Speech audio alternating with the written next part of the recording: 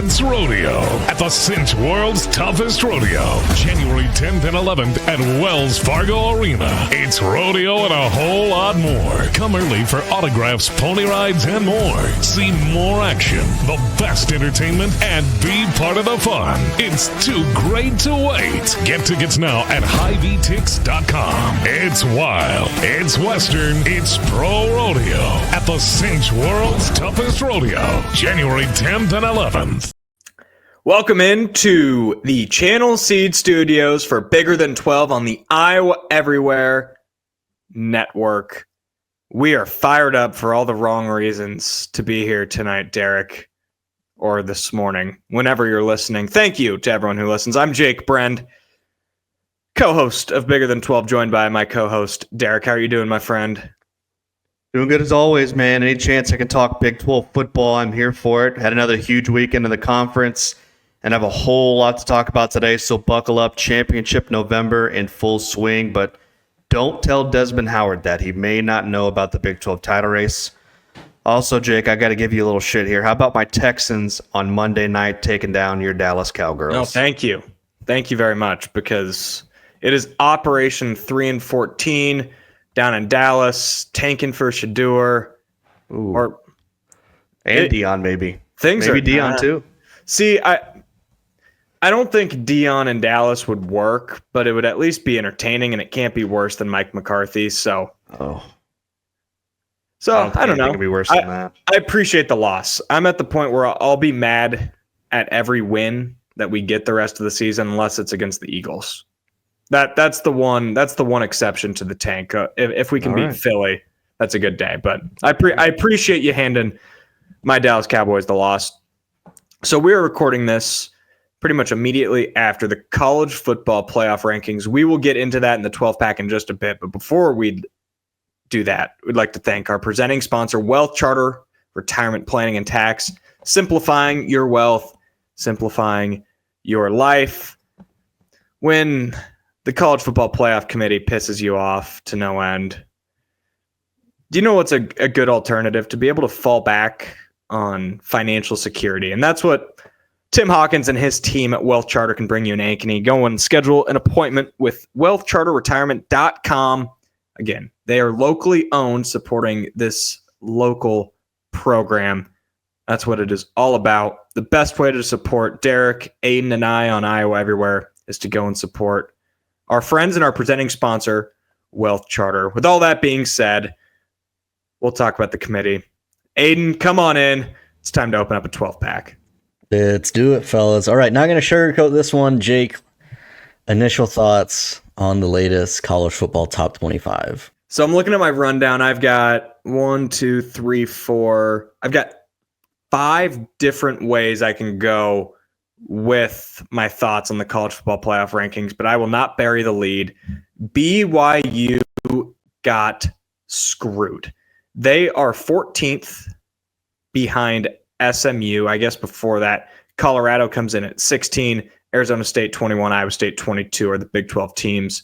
But I'm going to focus on BYU. 14, one spot behind SMU. And why is that significant? Well, if you think back to early September, the Cougars of BYU went in to Texas and beat SMU on their home field. And it's not like SMU has gone on this gauntlet stretch since then. They don't have a ranked win. 0. All SMU has to show for themselves currently is a quality loss to the team right behind them. It makes absolutely 0 sense. Derek, I'll let you go, and then we could probably go an hour on just this topic alone. Yeah, I've got quite a few thoughts myself. The obvious one here is, what the hell is SMU doing in front of BYU? Same record, and BYU has the freaking head-to-head win over SMU on the road. I'm starting to wonder if the committee's brain dead, because where is the logic behind that? No amount of incoherent babbling from the committee can make that make sense to me, and I just don't get BYU dropping down 8 spots as they sit at 14 now, while Ole Miss, get this, is in the top 10 with 2 losses, and one of those losses is to Kentucky, who is 1-6 in SEC play. I don't care what anyone says. Losing to Kentucky is worse than losing to Kansas at this point. And the couple of things, the big picture things I see here is now we have three two-loss SEC teams in the top 10 now, not just the top 12, in the top 10. That's concerning. And for Georgia, I mean, a team like Georgia, if you think right now they're in the top 10, they are done. 2 weeks left to play in the regular season. They're done in SEC play, and which is complete bullshit to me. But get this, the Bulldogs play UMass this weekend, and then Upset alert. and then they finish off with Georgia Tech. So get ready for 3 or 4 SEC teams in the playoff. And the one thing I don't get, another thing about the SEC, Missouri, they lost their third game of the season last weekend, didn't even get bumped down a spot. Yet BYU gets bumped down 8 spots.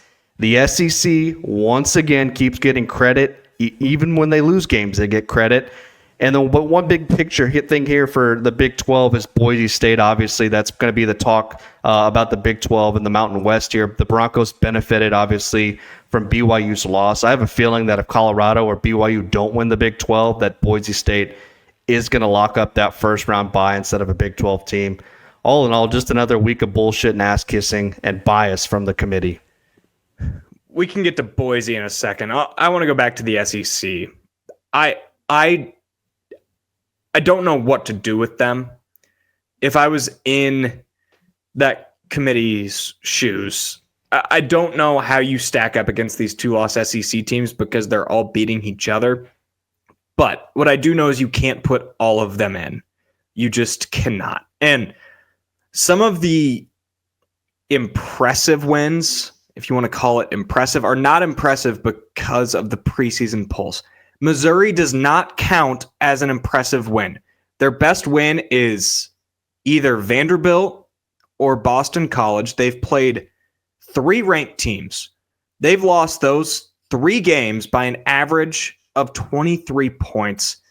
And still, they're ranked so that you can look at Texas A&M and be like, oh, what a win for the Aggies. Beat ranked Missouri. Or for Alabama, oh, I know they've already got this win over Georgia, but just to add to their resume, this win against number 23 Missouri, it is utter garbage. Arkansas, they don't count as an impressive win either. They lost to the worst team in the Big 12. Like at some point, I think most logical people would agree that the SEC is the best football conference. Year in, year out, the most champions, the most consistent, top-heavy powerhouse teams, but they are held to a completely different standard that doesn't match that. Just because Georgia and Alabama have been the 2 best programs in college football for the last 10 years doesn't mean that schools like Ole Miss should get a pass for losing at home to Kentucky. It doesn't mean that schools like Missouri should be able to float around as this top 25 team when they're not. Just because they open the season in the top 25, it's so broken. And it's predictable. I know that. This has been talked about for months and months and months that this would probably happen.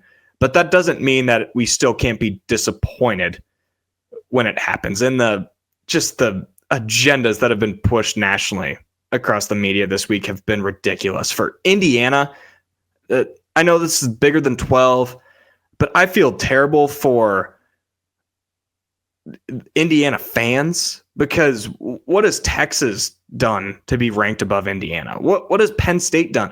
Texas and Indiana have the same best win, both at Michigan, and Texas has a loss by double digits. Indiana, they can't control the fact that they've played both teams that played in the national championship last year. They can't control the fact that those teams are down. They have beat who's in front of them, and they've dominated them. And it is just completely setting up for, well, if Texas doesn't beat Texas A&M, they'll finish with 2 losses and 0 good wins, but they would definitely have a better shot at making it than a 1-loss Indiana with 0 good wins and just 1 loss. It's total garbage, head to toe. I'm just so sick of it.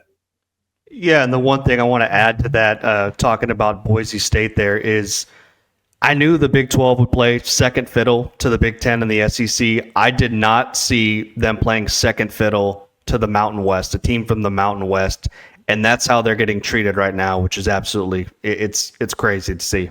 And what about Miami? What has Miami done to be ranked 8th? No ranked wins. They lost to a Georgia Tech team that is probably pretty similar to Kansas. I know they lost to them on the road and not at home like BYU did, but they have a nearly identical resume. Strength of record, BYU 8, Miami 9. Strength of schedule, BYU 53, Miami 54. Those teams should be right next to each other in the rankings. I don't care if you want to put Miami 12, BYU 13. There is not a 5 or 6 spot gap in between those teams. And that is just pure, probably half big brand bias and half just the committee copy and pasting the AP poll over and going from there. And that's another problem that we're going to have plenty of time over the next couple months to discuss all of the problems with the sport. But the AP poll just existing is a huge problem with all that. But I think I just covered most of my problems with this week's rankings. Is there anything I missed, Derek or Aiden?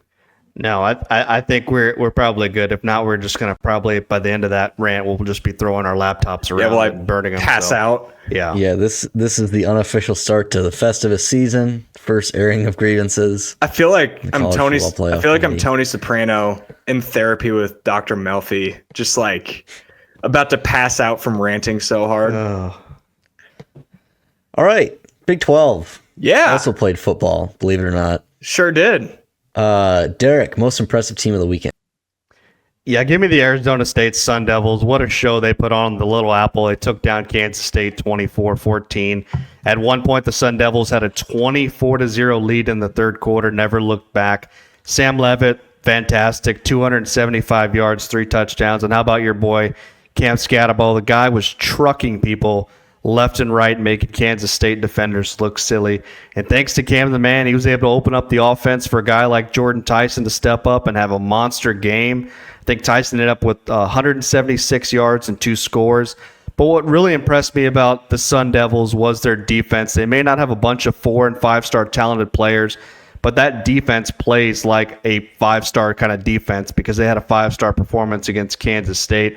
They made Avery Johnson look really average in that game, and that's pretty hard to do. They had 3 huge takeaways in that game, but to hold Kansas State scoreless on the road for the first 40 minutes of that game, absolutely incredible what they did.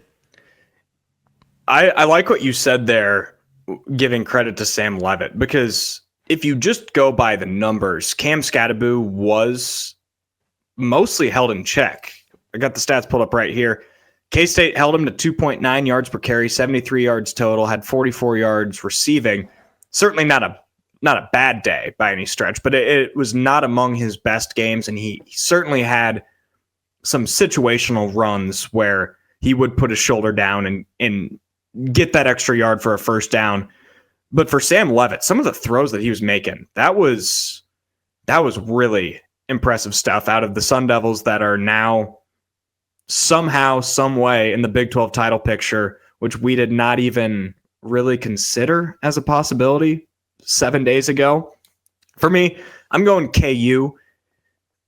To go into Provo, again, you're only 2.5 point underdogs. Vegas values this Kansas team as essentially what they were before the season, because they are playing right now like the team that we expected to see before the season. And what they're proving week in, week out is that, 3 weeks ago, they were the best 2-6 team in the country. Last week, they were the best 3-6 team in the country. Now they're the best 4-6 team in the country. And nobody in the conference should want to see them. And I know for a fact that nobody in the conference will want to see them. And they have just another monumental game coming up this weekend. Real ones knew that ASU was in this thing all along. Jake, most disappointing team of the weekend. This feels like punching down a weight class, and I do feel bad about this, but I'm going to go Houston. it's weird because a regression to the mean was probably due at some point. I just didn't think it would happen in that fashion to a team like Arizona. And that's really all it comes down to is all the strides that they'd made. It was definitely a step back. But at the end of the day, I can't be too disappointed big picture wise for Houston. I thought they're a team that's playing for more than just this season, whereas I feel like Arizona, you're losing McMillan. I think Fafita's a fifth year. So it's just a team kind of on the way out that you could see quitting, whereas Houston is building something. So that was a shocking result to me. For me, I don't like picking teams from the same game, but I have to go with Kansas State here. This team had everything to play for, and they completely laid an egg on Saturday night. Their defense was absolutely horrible in the first half of the game. They couldn't get off the field on third down. They actually let Arizona State convert 60% of their third down attempts, and they let Arizona State really control that game from start to finish, which is something I certainly didn't see coming. And offensively, it was even worse for them. Avery Johnson, 3 turnovers. And the one thing I'm really concerned about with Johnson is he's regressing each and every week, which is kind of crazy to see because he had some really high moments, especially early on in the year. And outside of DJ Giddens' 45-yard run, this team didn't have another play go over 27 yards. And after being down 21-zip at halftime, I mean, they were just trying to play catch-up, and they're not built for that. That's not who they are. I was just really disappointed with the way Kansas State came out, considering what was at stake. They were flat, lifeless, and really looked like they didn't care to play at all, especially in that first half, which was very shocking for me to see. What the heck is happening in Morgantown? So Iowa State, they go out to Morgantown, play their best, most complete game of the season, and then come back and completely regress. K-State goes out to Morgantown, beats them 45-18.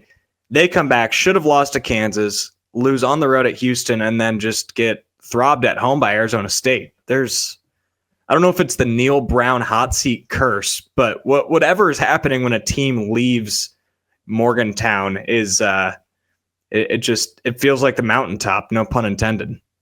Everything's good except for Neil Brown's job, I guess. Derek, let's see here. Colorado controls their own destiny to this point in the season. Is Colorado the new favorite to win the Big 12?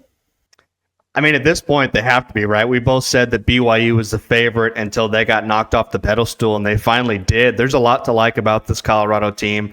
Shedeur Sanders, without a doubt, is the best quarterback of the Big 12. 27 touchdown passes to just 7 interceptions. He can make plays with his legs, and even when he's under pressure, he's got that ability to make chicken salad out of chicken shit.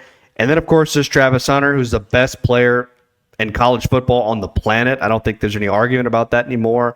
And on top of that, I do like some of their other weapons. Wester and Shepard are 2 of their receivers that have really been good for them.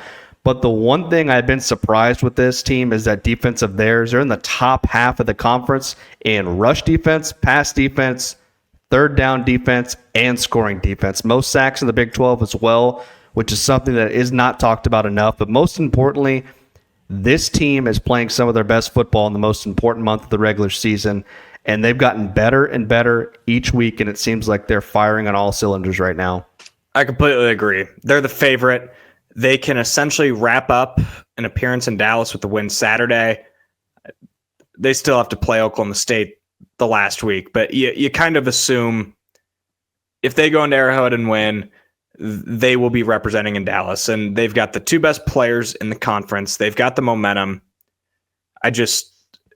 They have answered really every question that I had about them. And that's impressive for a team to do because there's not many complete teams in college football. And when you have extreme questions heading into the season, or even a couple weeks into the season, about a team's entire defense, about a team's offensive line, and both of those units just continue to get better week in, week out, to get to the point where they go from bad, okay, now they're average, to their pass rush is good now. I would say their offensive line is average to solid. Their defense as a whole, it's above average. which we didn't see any of that coming. Seeing one of those three things before the year happening would have been like, wow, Colorado might make a bowl. But for their star power to stay healthy and then the entire football team to come together as a whole and play complementary football, that's why they are sitting in the driver's seat for the Big 12. So hats off to Coach Prime. I doubted, and I have been proven wrong. I've been proven really, really wrong. I think we all have been proven wrong with them. So, absolutely, Jake. Where do you see BYU's playoff chances sitting after their loss to Kansas? Well, Vegas doesn't see it as great because they are underdogs at Arizona State this week. However, I do think, I know we'll get to this in picks, but I do think they'll find a way to win this Saturday, which would put them in a good spot to get to Arlington. But if they do lose a game that's essentially a pick'em, which, again, a 50-50 shot to lose a game, there's just no way to feel good about any two-loss team's chance at getting to Arlington just because of how confusing the tiebreakers are and how really once you hit two losses, a lot of it's out of your control. With all that being said, I know I kind of danced around the question. Even if they make it to Dallas, I think I'm picking Colorado over them. And it's been trending that way for a couple weeks. They had the scare with Oklahoma State at home. They should have lost that game. They had the scare with Utah on the road. They should have lost that game. And they finally got burnt. Pretty similar to what Iowa State was going through a few weeks ago, to where you were coming up in the big moments, but one or two plays here that go the other way, you lose. And now you lost at home to Kansas. It comes down to a pooch punt being muffed essentially. And now you almost have to play perfect football the last 2 weeks to even get to Arlington and go up against the team that's playing the best football in the conference right now. To me, not much has changed as far as their playoff chances go. Now, they may not be a lock for a first-round bye, but the path to the playoffs is still right in front of them. They had a chance to clinch a spot in the Big 12 title last weekend, but fell short against Kansas. And despite that, everything's still on the table for this team. I mean, I hate to look back, but if you're a BYU fan, you have to be extremely frustrated with the way things went down against Kansas. I don't want to flash back here, but less than 2 minutes in the game, fresh set of downs, you're on the Kansas 15-yard line, down by 4, and BYU calls 3 run plays in a row that go absolutely nowhere, get a false start penalty on 4th down, and get stuck with the 4th and impossible. And it was crazy to watch because they completely took the ball out of Jake Retzloff's hands, and I know he struggled a bit, but on that last drive, he was money. He marched them right down the field, and for them to take the game out of his hands until the last play of the game when they desperately needed him was just crazy to me. I just didn't understand it, and I felt like that cost them potentially their perfect season. But they can beat Arizona State this weekend, and that would be a huge step in the right direction. But that's the thing. They have to beat Arizona State. Forget about the college football playoff. They are about to play a Big 12 playoff game on Saturday in Tempe. Yeah, it just got a lot more difficult. And you could sense something was coming when a team is playing with fire that much. It's like TCU a couple of years ago, and the other shoe just never dropped somehow. Like they just did the same thing week in, week out and squeaked out the victory. But we've said it here all year that BYU was not going to go 12-0. Like they might be favored in every game they play the rest of the way, but one of those games was not going to go their way, and that proved to be true on Saturday. Speaking of Arizona State a little bit, Derek, do you see them making it to Arlington this year? I'm going to kind of have a cop-out answer because I'm going to save my answer until our picks. But what I will say for now is that this team's certainly capable of doing it. Of course, 𝗀𝗃𝗃 was the engine of that offense. And what we saw last weekend is even when he didn't have the best stats, as you mentioned, Jake, he still was effective when he's on the field. He opened up the offense, and it made life easier on Sam Leavitt. who seems to be getting better also by the week, and that defense of theirs has been phenomenal. They're top 3 in run defense, top half in pass defense, and scoring defenses. They make offenses earn every point and every yard. And again, I know it's kind of a cop-out answer, and I'm dodging the question here, but I don't want to give away my predictions just yet. But this team's certainly capable of not just getting to Arlington, but winning a Big 12 title there as well. I'll kind of cop out as well, just because I literally just mentioned that I don't think they'll beat BYU. But for argument's sake, of all of the teams still in the running, they're in a better spot than the other 2-loss teams because they almost control their own destiny. There's a couple scenarios where they don't. And I spent 45 minutes running through scenarios on MRED's Big 12 standings generator site, which is just incredible, by the way. And I couldn't find many scenarios. I think it was only 3 in 45 minutes where I found Arizona State wins out and misses. So that's the good news for them, is they control their own destiny more than Iowa State does. And I think like 2 of the scenarios involved BYU losing to Houston. So it would take a lot to go wrong for Arizona State to win their final 2 games and miss out on Arlington. So I don't think they will. I think they lose this Saturday to BYU, but if you beat BYU, then you got a really tough in-state rivalry game, and if you can just take care of business in 2 games, that'll be really tough. I can't believe I'm going to say it, but they'll be playing for the Big 12 championship, and that is just a crazy story to be picked last, to have people like Desmond Howard not even know you exist, to being a 3.5-point favorite, win away, and then probably the 6.5, 7-point favorite at Arizona away from representing the conference in the conference championship. It is a wild, wild story. Again, some of us saw this coming, of course. Jake, where would you rank Kansas? Power rank Kansas in the Big 12 right now? I can't believe I'm saying this, but I think I would go second. If you're just stacking up teams, playing on a neutral field, we just saw them kick the crap out of Iowa State. We just saw them go into Provo, which is one of the probably 3 toughest to plays in the entire conference, and walk out with a win.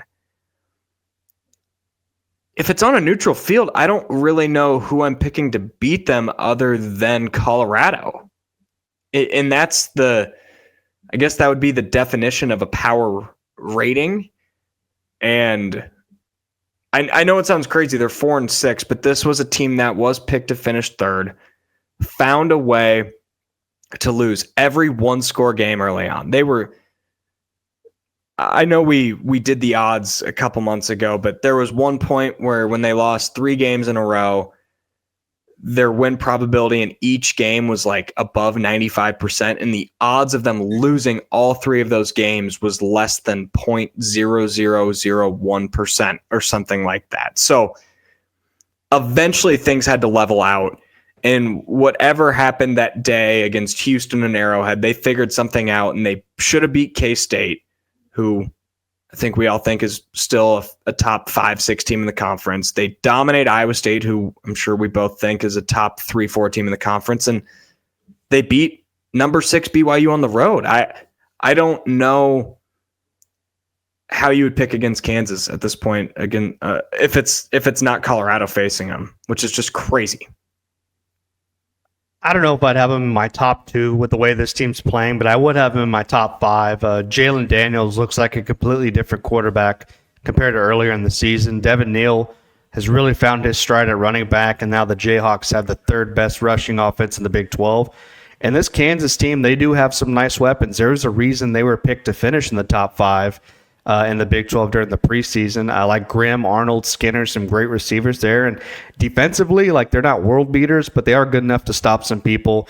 There's no shortage of talent on this Kansas team. The problem is that they couldn't hold on to leads late in the games because, 5 out of their 6 losses came by a single possession. and almost every one of those losses, they had fourth quarter leads. I know they have a 4-6 record, but they're really playing like an 8-2 team right now. They may be the best 4-6 team in college football history. So you say you've got them in your top 5. Yep. What teams are you ranking above them? I know BYU just lost to them, but I think if they played 5 times, I would pick BYU to beat them at least 4. I think Kansas State would beat them again. I would think Colorado would beat them again.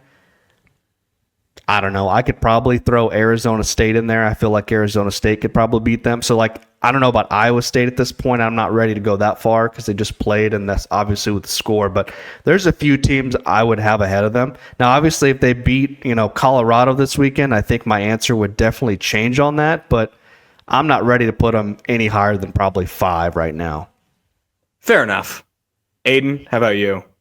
Well, first off, Derek, we got to talk about, we just ripped the playoff committee, putting SMU above BYU, and you put Kansas above BYU. You're doing it. You're falling right into their trap. Well, no, I said I would put BYU. Why? I said I put BYU ahead of them, but I said they would play 4 times. That doesn't mean I would necessarily rank them behind or ahead. I still believe in full-on wins and losses. Like, BYU should get punished for what they lost to. Like, there's no doubt about that. They should get bumped out a few spots.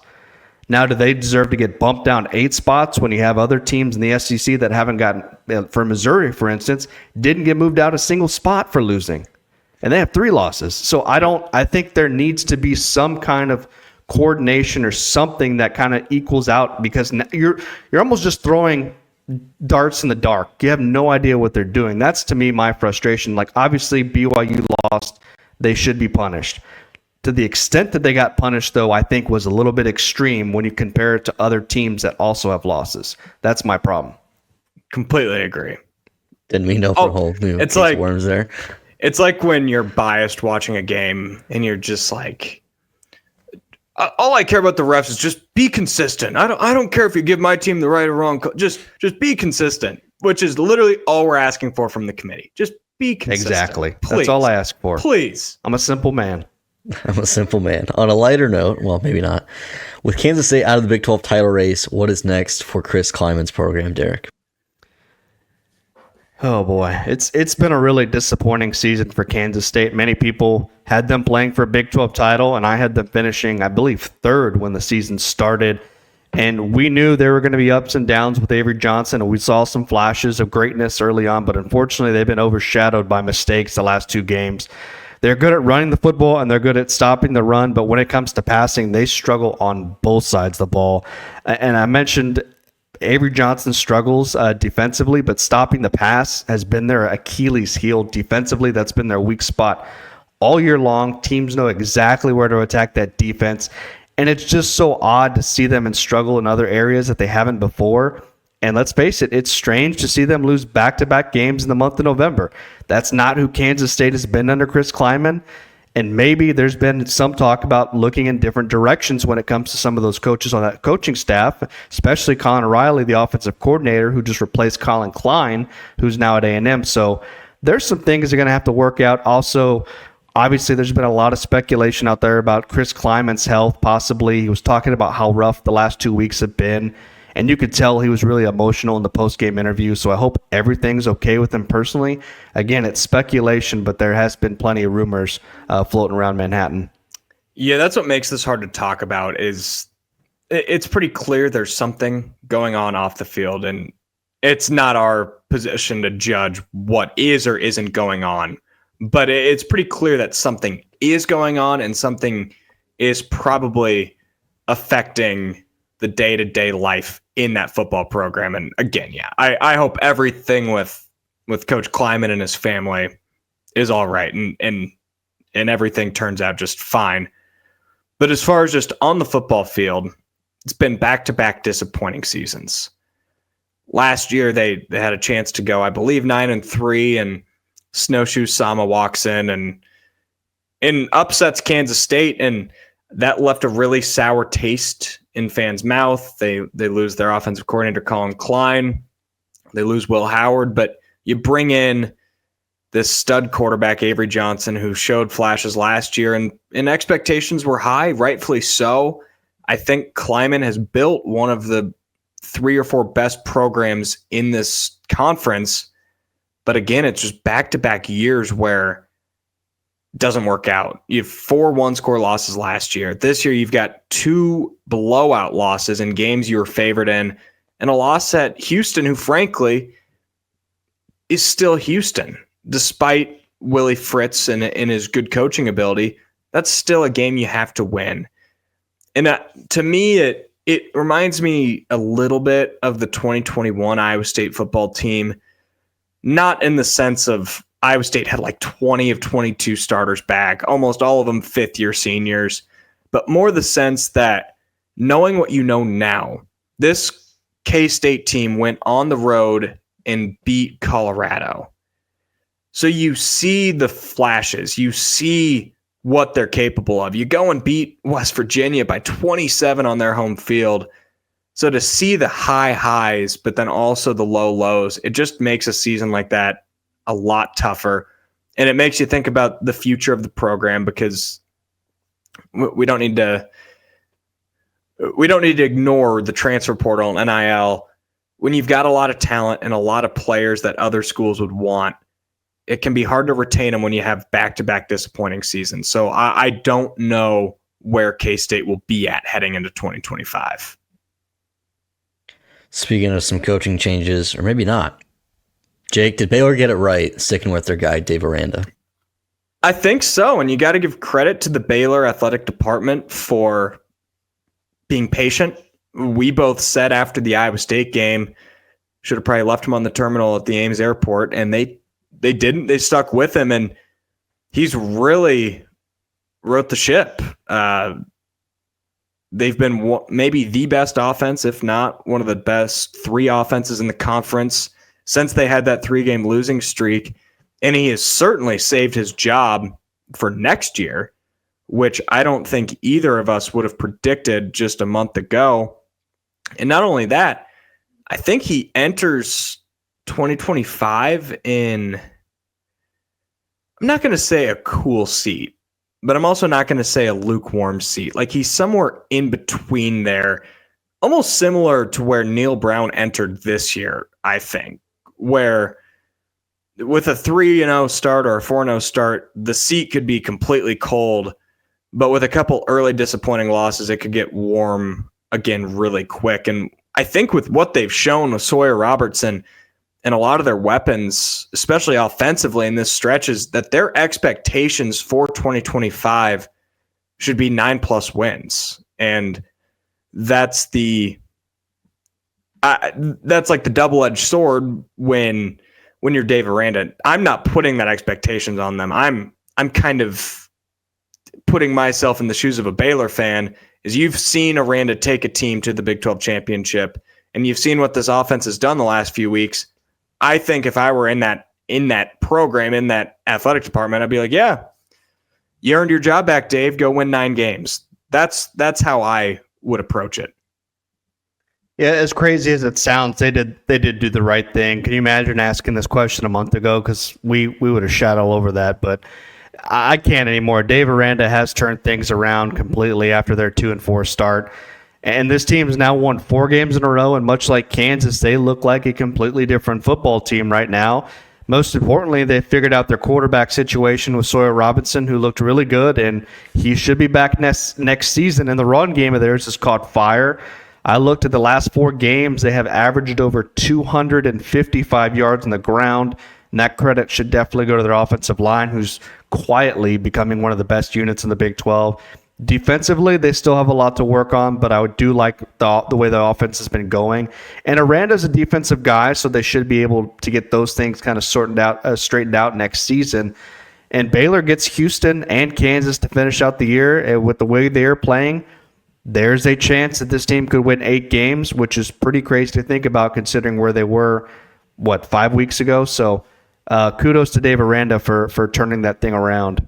And I think it's probably a look into more the future of college football with these large buyouts. Outside of probably 7 to 10 programs, I think there's just going to be more patience. And I think that proved to be a win for Baylor, and who knows what that could do in the rest of the country. Moving on, Derek, which 4-6 team will make a bowl game? Utah, UCF, Houston, or Arizona? When I looked at all four of their schedules, I think UCF has the easiest remaining path to get to a bowl game. Houston's got to play BYU and Baylor. That's tough. Arizona's got Arizona State and TCU left. They're not winning either one of those. Utah's got Iowa State this weekend. I'm sorry, but I'm not gonna pick the Utes to win that one either. That leaves UCF, who's got to play West Virginia and Utah, two teams that are really struggling right now. And West Virginia hasn't been very good defensively, and RJ Harvey should be able to carry them to a win. And plus, UCF's really good at stopping the run, which is something West Virginia and Utah really love to focus on. So I think UCF's probably set up in the best spot to make a bowl game there. I really can't add anything to that. I mean, I like their odds at West Virginia better than I like Utah's odds at home against Iowa State. And then if both teams win that game, I'd probably take UCF in a coin flip in Orlando. So honestly, I don't really see a world where Houston or Arizona make it. And then if I went percentages, Utah, I'm probably going 20%, UCF 40. Is that fair? Oh, yeah. I would say that. I mean, bowl games are bowl games. I think it'd be...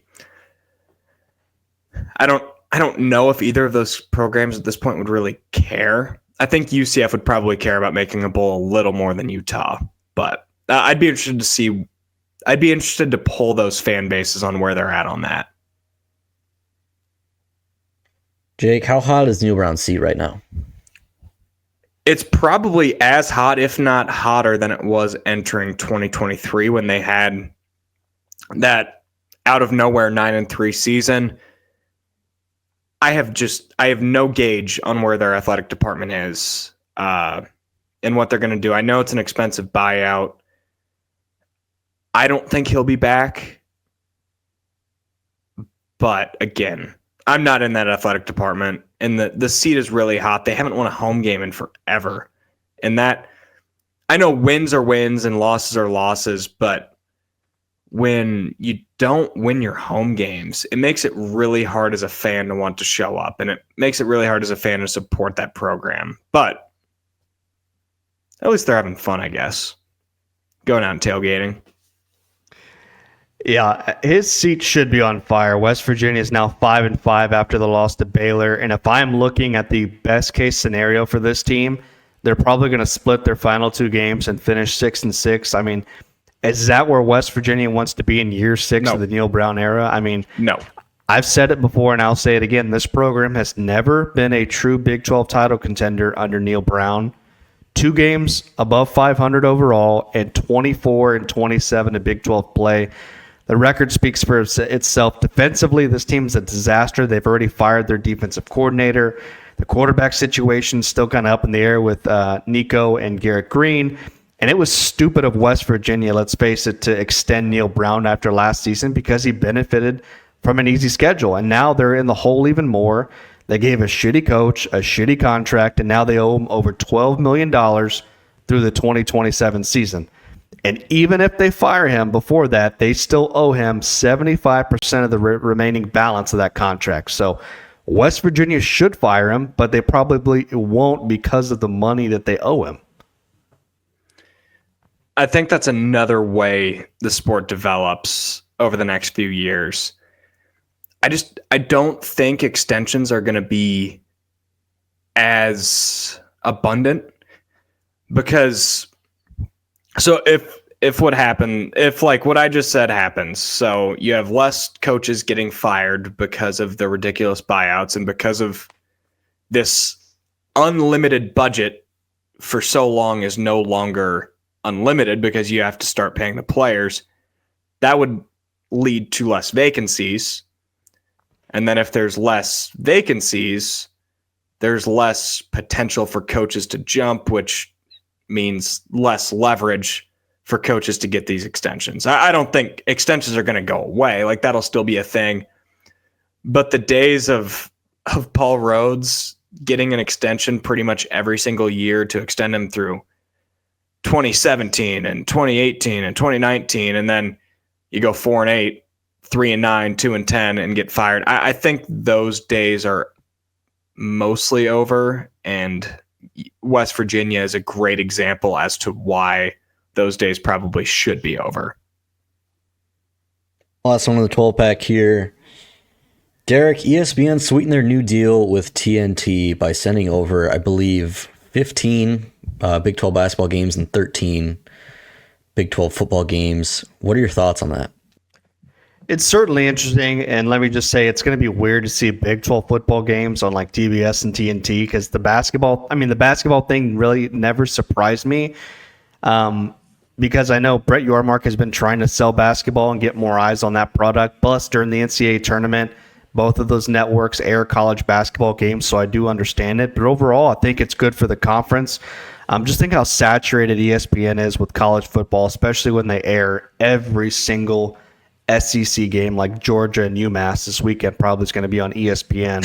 But the Big 12 doesn't need to be an afterthought on ESPN when they could be the main show on TBS and TNT. So Yormark is simply putting eggs in a different basket and spreading them out more rather than putting them all in the same basket along with the SEC. So it's the kind of outside the box thinking that this conference needs right now and has needed for quite a long time. I mean, Yormark knows what he's doing and I trust him. And Brett does not play checkers. He plays chess and he's damn good at it. I heard College Game Day is going to Athens this week for UMass Georgia. Massive game in the conference where it just means so much more that you're playing cupcakes in the middle of November. I absolutely love this move. I think it is 100% a win. The less ESPN Plus I can have in my life, the absolute better my life will be. And Derek, I don't know how much you remember the 2021 Iowa State West Virginia game where Iowa State essentially lost the game because ESPN Plus only had 2 or 3 cameras and there was no pylon cam where a Breece Hall clear touchdown that was called a fumble on the field couldn't be overturned because there was no conclusive angle. Well, something similar happened again in Morgantown this weekend where I think Garrett Green was clearly stopped short of the goal line, but because it was called on the field, it wasn't able to get overturned. It was the touchdown right before halftime. All that to be said, TNT is going to have better broadcasts because they have less inventory. And when you have less inventory, you're going to put so much more into it. That is why CBS, that's why their 2:30 broadcasts are so awesome because that's their only game of the day on CBS. And then you get whatever, the 4 or 5 on the CBS Sports Network. I think if you can get the Big 12 in more of those spots where these networks are trying to build their portfolio and trying to build their reputation up as a football network, I think it's for the better. And then, I mean, I'm a basketball guy true to heart, so I absolutely love it from a basketball perspective too. Iowa State has so many freaking games on ESPN Plus this year. The number 5 ranked Iowa State Cyclones have, I think, 10 ESPN Plus conference games, not just playing Jackson State and whatever name directional school you want. Like they're playing Marquette on ESPN Plus. It's ridiculous. So the more of those type of games that you can get on network television, the better. And then Aiden's going to come in with the trivia question. I guess I should add that deal. So it's starting in 2025 for the next 6 years. 13 football games, 15 basketball games a year. But here is Aiden with our trivia question. All right, Derek. Oh, all right. I don't like that. Yeah. I don't like that laugh. Oh. What future birthplace of a fictional character has a museum-esque type thing in Riverside, Iowa? So who is the fictional character that has their future birthplace marked in this town? Oh, gosh. This is going to be worse than the answer last weekend that I gave of David Letterman. Well, you were confident in that one. Yeah, that was not a good look. I have in Riverdale, Iowa. Riverside, Iowa. Excuse me. I'm going to pretend like I know where that is. I have no idea. I couldn't even give you a guess on that one. Unless Jake. Do you know it, Jake? I'm stumped too. Can you say the question again? So, fictional character has their future birthplace. That's a key part here. Future birthplace marked in Riverside, Iowa. I'm just trying to think, like, what pop culture? Is it like a superhero? No. Okay, then I'm out. I have no idea. I'm trying to think, like, what pop culture wouldn't be Field of Dreams. I haven't seen The Children of the Corn for like over a decade. I don't know. It's Captain Kirk. Star Trek. Oh, see, I've never seen Star Trek. My dad is going to be very disappointed listening. I haven't seen it either, but he was born in Riverside, Iowa on March 22nd, 2228. I didn't know that. Wow. Yeah. I can't believe you threw a Star Trek question out there. Do people actually watch that? My dad loves Star Trek. He watches it all the time. But yeah, wow. I was stumped. Good work, Aiden. I got a text from a buddy, friend of the program, Mitch Neeson. Big listener. He's a Colorado Buffs fan. And he said that the trivia questions were too easy. And I said, well, Mitch, they're not for you from Iowa. They're for Derek, this Texan trying to learn more about Iowa. But as always, thanks to shout out to Mitch. Shout out to Mitch for listening to the program. Another shout out we'd like to give on this fine November evening. Let's give a shout out to Freedom Tire. It is getting cold up here in Iowa. Man, I love it. It's total hoodie, sweatpants weather outside. And that means that winter potholes, winter conditions are on the way. And there is no better place to get your car winterized and ready for the roads than Freedom Tire. They've got locations in Ames, Altoona, Des Moines, West Des Moines, and Urbandale. You can go to freedomtire.com for details, or you can just drive right up and schedule yourself an appointment, and they will take care of you. I went just a couple weeks back, and Quentin Crowner and his team could not have been more helpful. I couldn't have been out of there much faster. So you got my word for it. And when you go, tell Freedom Tire that Iowa Everywhere and that bigger than 12 sent you. Let's talk some Iowa State. Iowa State gets back in the win column. We call this one cracking one for the Clones. I probably should have grabbed a beer, but I didn't. So I'll take a sip of water in just a second. Iowa State gets back in the win column with I don't know how you want to phrase it. Not an impressive win overall, but I think the fashion of how you bounce back in the second half was an impressive win over Cincinnati. So Iowa State sits 8-2, 2 weeks to go in the regular season. Relative to expectations, what outcome the last 2 weeks for the Cyclones would be considered a success? I think obviously winning out would be a success to me, but I know some of the fans would probably think that might not even be enough because of the 7-0 start. Look, I understand it was tough to lose back-to-back games after that hot start, but there's still a lot left on the table for this team. First off, you're still in the Big 12 title race, 𝗙cie𝗶𝗹𝗶 on the outside looking in when it comes to the championship game, because not only do you have to win out, but you're going to need some help as well. But this is the Big 12. Like, as we've seen before, anything can happen in this conference. Just look at Kansas the last 2 weeks, taking down back-to-back ranked teams. They have an opportunity this weekend to knock off a third against Colorado. And did anyone have Arizona State beating Kansas State by double digits on the road? Like, no, they didn't. So, and just look at the top three of the top four teams here in the conference standings: BYU, Colorado, Arizona State, and Iowa State. Three of those four teams I just mentioned weren't even picked to finish inside the top 10 in the conference back at media days. And as me and my co-host have found out the hard way, this conference is damn near impossible to predict. And again, everything is still on the table for Iowa State to get to Arlington, even if they need some help. The most important thing is winning out to give yourself a chance. And the second thing here is history.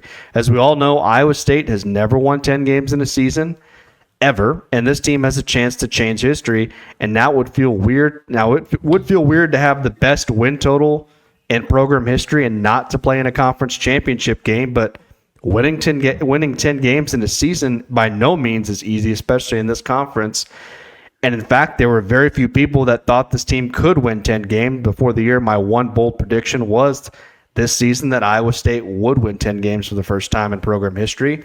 Was I 100% confident that that was going to happen? No, but for them to have a chance to accomplish that, still damn impressive. And again, I understand the frustration from some of the fan base. Losing back games after the 7-0 start sucks, but this Iowa State team still has plenty to play for, and whether or not people agree with that, it's true. Between the hopes of playing for a Big 12 championship and a potential playoff spot and making Iowa State football history, these last 2 weeks of the season are very important for Iowa State. Yeah, I still think 10-2 with or without an appearance in the Big 12 championship game would be considered a success. When you compare it relative to expectations before the year, every single fan in the fan base would sign up for 10-2. Again, the best regular season in program history, first time ever reaching 10 wins. People would sign up for that. Once you reset expectations in mid-October after a 7-0 start, 10-2 is probably still a little bit disappointing, and I think missing the Big 12 championship would be a little disappointing, but again, I think you can just partly chalk that up to weird tiebreakers and too big of conferences, which, excuse me, is a problem that we're going to have on this program in December. I know we'll probably discuss how you can fix the problems of a big conference, but again, I have a feeling that Texas Tech loss is going to be one talked about in Ames for a really, really long time. Like Michigan State 2000 Elite Eight long, Oklahoma Big 12 Championship 2020 long. I have that gut feeling with if this season turns out the way I think it will, that Tech loss is gonna sting for a long, long time. That's fair. That's certainly fair to say. All right, Aiden, come on back. We got a random Big 12 quarterback. All right. This quarterback started his career as a wide receiver at his school.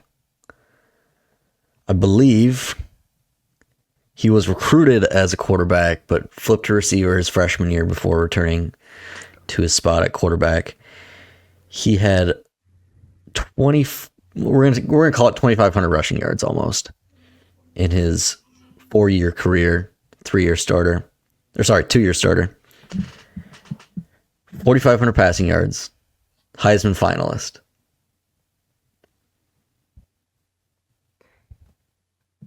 Okay. 55 career rushing touchdowns to only 29 passing touchdowns.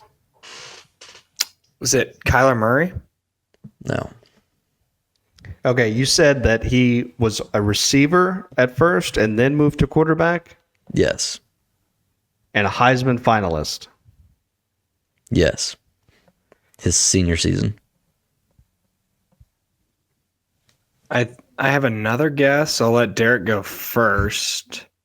I might have to let you go. I can't even think of anybody that would.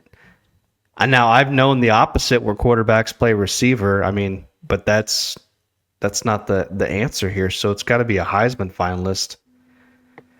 Boy, there haven't been many in the Big 12. Is it Sam B. Richardson? No, I'm kidding. No. He was snubbed.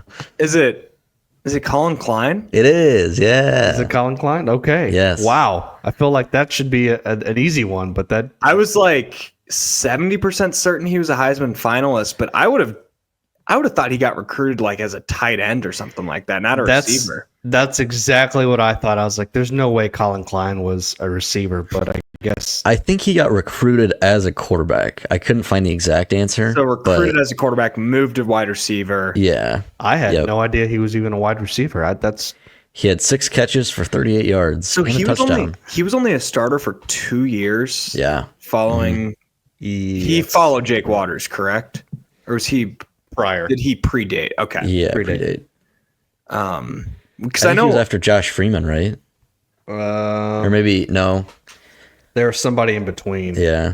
So Kyler Murray would have only started for 2 years, I think, which is one. He only started 1 year. 2018, because Baker was 17. Oh, that's right. They won back-to-back Heisman. I still, to this day, say that Kyler Murray is the best football player that I've ever seen in person. What he did in Ames in 2018, it just looked like he was playing a completely different sport. It was it was unbelievable. He's a Texas high school football legend. The guy never got beat, won like 3 state championships in a row at like 5A level. So he's the best high school football player I've ever seen. Honestly, Breece Hall is in that conversation too for just best college football players I've ever gotten to see in person. Yeah. All right. Let's move into some Big 12 picks. We have a full slate. No bye weeks. Finally. No bye weeks. It would get hard to follow. A team just disappears for a week on our program pretty much, and then you remember, gosh, I forgot TCU. I totally forgot about Josh. I hadn't thought about him in 10 days. And that's where we're going to start. The Horned Frogs hosting Arizona at 2 o'clock. I don't know the last football game I can remember kicking off at 2 o'clock, not 2:30. It's a 2 o'clock kick on ESPN Plus. The Horned Frogs are favored by 11.5, over under 58.5. That spread makes me uncomfortable because TCU probably shouldn't be a double-digit favorite over anybody, but I also don't trust Arizona here. Neither defense is that great, and I almost was baited to take the under, but I'm not. I'm going to take the over in this one. Oh, great. I'm taking the over, too. Are we doing this thing again where we're going to have the same picks and both go 1-7? Let's hope not. All right, next up, talk about a fishy line. Texas Tech goes to Stillwater. The winless Pokes. Tech is favored by 3.5. The over-under, 68.5. That's a lot of points. 2:30 on ESPN Plus. I'm just not sure what Oklahoma State has left to play for at this point, and they aren't going bowling, and this is just one of 2 games left for them. Tech needs a bounce-back win to try to make up for that loss to Colorado a couple weeks ago. I just trust the Red Raiders here more. Give me Tech to cover. If you would have told me to guess this point spread, I would have probably said 6.5, 7.5. Yep. And when you're off by that much, I just cannot play Texas Tech. But I also can't, in good faith, play Oklahoma State. So I'm gonna split the uprights and go with the under, because I think if there is any world that Oklahoma State hangs around, it's their defense wakes up a little bit and maybe holds Tech to 35 points and not 45 points. And if that's the case, the under should hit, you'd think. But gosh, that point spread freaked me out. This one, I wouldn't say shocked me, but it caught me off a little off guard. UCF, they're favored by a field goal at West Virginia. The over-under 64.5. Another 2:30 kick. This one on ESPNU. This one's tough to pick, but I know 2 things. Both teams love to run the football, and both teams are in the top 4 in rush defense of the Big 12. So I'm going to take the under here at 64.5. I like UCF in this spot, coming off of a bye.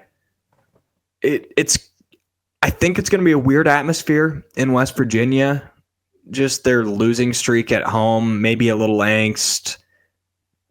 I feel confident in the Knights at this point. Another, I guess this is probably a fair line. Baylor's favored by 8 at Houston.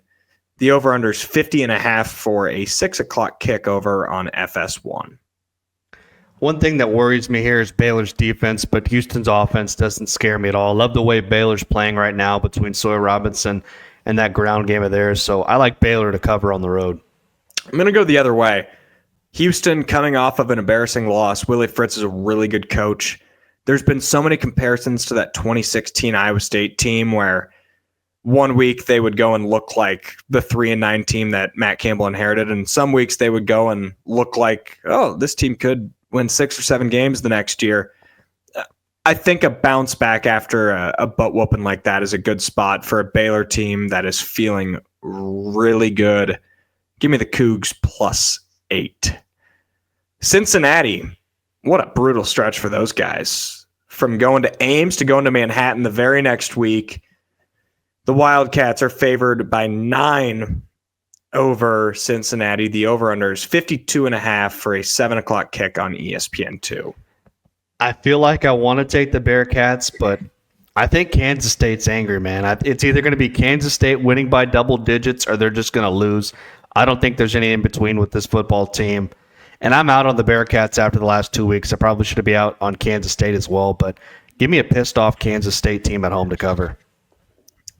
At this point, I don't trust K-State to beat anyone by 2 scores. Not to say that can't happen. I'll just take Cincinnati coming off of a probably more competitive 17-point loss than the score indicates. I'll take the Bearcats +9. And then we intentionally kind of left these last 3 games to be our last 3 picks. The 3 games that hold the most weight in determining who's going to be playing for the Big 12 championship. We'll start with the number 22 Iowa State Cyclones heading out to Salt Lake City. Iowa State is favored by 6.5 over Utah with the over-under at 42.5 for a 6:30 kick on Fox. Utah's not going to score more than 17 in this game, not against Iowa State. So that leaves me with Iowa State's offense versus Utah's defense, which will be fun to watch. But I don't know about Iowa State being a touchdown favorite at night in Salt Lake City, but I know the under here is pretty low, but I think I'm going to take the under here. I'm going to take the over, actually. I don't trust Isaac Wilson at all. I do trust Mekhi Bernard going up against an Iowa State rush defense that has frankly just not been good this year. I think Utah will find a way to get in the 20s, and while they've got a good defense, I don't think it's shut down good, especially at this point in the season when they don't have much to play for. So I think Iowa State wins. I don't feel comfortable with the cover. I do feel comfortable with the over. That's like a Big Ten West over-under. Colorado, number 16 in the latest college football playoff rankings. The huge game at Arrowhead Stadium against the Kansas Jayhawks. The Buffs are favored by a field goal with the over-under at 59.5 for a 2:30 kickoff on Fox. We've talked about how well Kansas has been playing recently and where they would rank in the Big 12, but you know what? Colorado is playing well too, and they would rank higher. So I love the way Colorado's playing right now. I feel like they're firing on all cylinders. They're going to pressure Jalen Daniels, and Sanders is going to carve up that defense of theirs. So I like the Buffaloes to cover that three-point spread. I like a lot of points in this one. I'm taking the over. Vegas is toying with us with these Kansas lines the last few weeks, man. They're 4-6, and they're playing against one of the hottest teams in the country on a neutral-ish field.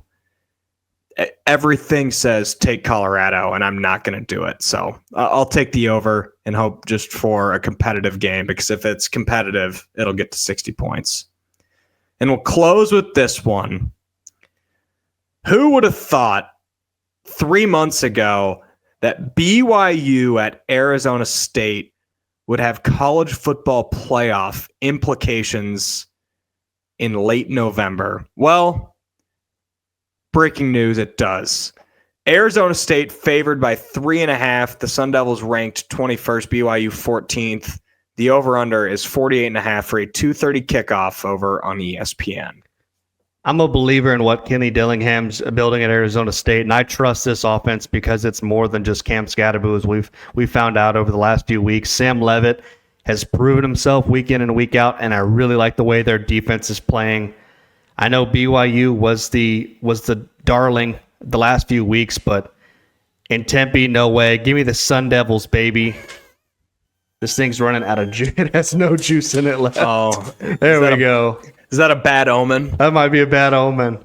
Might be a bad omen. I'll ride against the wave of your bad omen, and I'm going to take BYU plus the points. BYU has been in so many close games, so while I think they win, even if they don't, I don't hate the idea of them losing by a field goal in Tempe, and that, of course, would help my Iowa State Cyclones. So I'll take BYU plus 3.5. But man, those are three just awesome games. I wish the Colorado and BYU game weren't both at the same time. You'd think there's been a 9:15 kick pretty much all season long for the Big 12. You would have thought that the BYU Arizona State game would fall in that window, but what am I going to do? Can't complain. I mean, I can. I'm just not going to. Do you know who is going to complain? Derek, because he won a barn burner in the picks last week. We don't really need to share the records, but he's got this week's Minute of Fame. So I want to spend a little time talking about something I saw this past weekend when I was watching College Game Day. It bothered me so much that I wrote about it on Saturday on my website at Heartland College Sports. And I also saw Matt Van Winkle bring it up on two guys named Chris. The thing I'm referring to are the comments made by Desmond Howard on College Game Day. If you don't know, when host Reese Davis introduced the Arizona-Kansas State game, Desmond Howard could not believe the game was even on the slate. He said, quote, "I saw that on the rundown. I was like, why are we picking this game? I thought it was a mistake." And then when it came to the pick, Desmond Howard had the best breakdown I've ever heard, saying, "Kansas State, I guess." That was his answer. First of all, Desmond, you get paid how much money to talk about college football, and you cover it, and the best answer you came up with is Kansas State, I guess. Secondly, if you're wondering why you're picking Arizona State versus Kansas State, maybe it's due to the fact that it was one of the biggest games last weekend, not just in the Big 12, but in all of college football. It was a matchup between two 7-2 teams who are still right in the mix for a Big 12 title, and here's Desmond Howard acting like it's not even worthy enough to be on their picks. Well, Desmond, did you see the SEC slate this past weekend? There were teams playing Mercer, Murray State, ULM, and New Mexico State. Would you rather pick those games instead? I bet you have a better answer than I guess for that. Because, and does anybody in their right mind think that he'd be willing to say that about a pair of two-loss SEC teams playing each other? Because I don't think so. I'm so sick and tired of ESPN disrespecting the Big 12. It's bad enough I see morons on that network saying that we shouldn't be surprised to see a 3-loss SEC team in the playoff and not even wasting a breath on the Big 12. It's gotten to the point where you can't even blink on College Game Day anymore, because if you do, you're going to miss them talking about the Big 12. And during a 3-hour show, you're lucky to get 10 minutes worth of Big 12 talk on College Game Day. And I'm not one to advertise for Fox, but once again, they're actually willing to go to Big 12 venues. In fact, they've been to multiple Big 12 games this season. And the best part is that they actually talk about other games outside the Big 10 and the SEC. They understand that there are actual football fans outside of those two conferences. And I think that's a memo that ESPN never got. I think the most ridiculous part about it is K-State, Arizona State was on ESPN. That's the crazy part about it, is that's the best way to promote a game on your station, is by talking about it. And Desmond Howard didn't even know. It's just a bad look to cover college football and just have that arrogance towards it. It's so infuriating when Arizona State's one of the best stories in the entire sport, playing at K-State, who has been a pretty consistent top 25 program for my entire life. Just be better. That's all it takes. And I think you kind of got into it a little bit with the Big Noon stuff. When you start alienating half your viewership, a quarter of your viewership, eventually people aren't going to care. And I'm already getting to that point where I love college football. It is right up there with college basketball as my favorite sport to watch. I just have less interest in what's happening in the SEC now than ever. And that's a problem, because it shouldn't be guys like me that are losing interest in the most marquee games in the entire sport. But I'm a Big 12 guy. I'm an Iowa State guy. Always will be. And when network executives, when personalities, when pretty much everyone says, oh, well, you guys don't matter, when they say that without saying it, it makes me and a lot of other people a whole lot less interested in what's going on elsewhere in the country. And that, I don't think we're going to see the downsides of that now or in the next 3 or 5 years, but we very well could see that in the next 15 or 20 years. And we'll be interested to see. Hopefully we're all still living by then. If the cardiac clones don't kill me before then. Or Greg Sankey in the SEC. Yeah, I gotta watch over my shoulder to make sure that anytime we bad talk the SEC, we got to make sure that we're safe when we're walking around on the streets, because who knows what that conference is capable of. I'm kidding. I'm totally kidding. No risk to our lives. Right. But thank you so much for tuning into this week's episode of Bigger Than 12. We were fired up. It was fun. I think it's our longest episode yet. And I mean, we're doing well on this show, and we thank everyone who supports it. We're going to be back next week. It's a nuclear week in the Big 12. We're going to know a lot when we come back for Bigger Than 12 next Wednesday. Until then, follow, like, subscribe, leave a review, and go and support WealthCharter Retirement and Tax and Freedom Tire.